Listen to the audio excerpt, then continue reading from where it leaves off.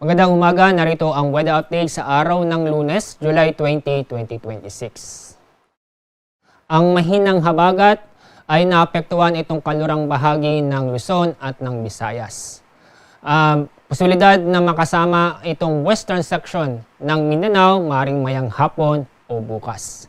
Itong southwest monsoon ay magpapatuloy ng epekto sa ating bansa sa susunod na 2 hanggang 3 araw. Sa darating ng Miyerkules, itong southwest monsoon ay maapektuhan ang malaking bahagi ng Southern Luzon, Visayas at Mindanao. Samantala, ang cloud cluster ay patuloy nating binabantayan at may posibilidad na maging low pressure area. Sa ngayon, walang epekto sa ating lagay ng panahon. Sa ating lagay ng panahon, maganda at maliwalas ang panahon ang inaasahan natin sa buong bansa. Pero sa hapon, magiging makulimlim o maulap na kalangitan na may mga kalat-kalat na pag-ulan at thunderstorm sa western section ng ating bansa.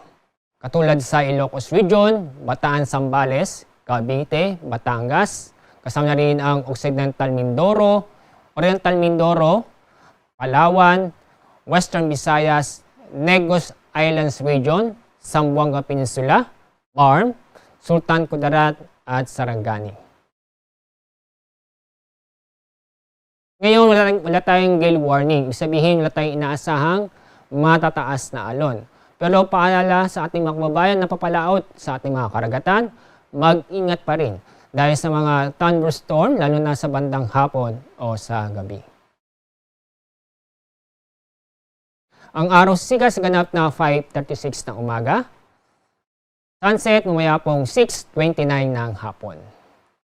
Yan ang ating weather update sa araw na ito. Mula sa Pag-asa, ako po si Alzar D. Aurelio.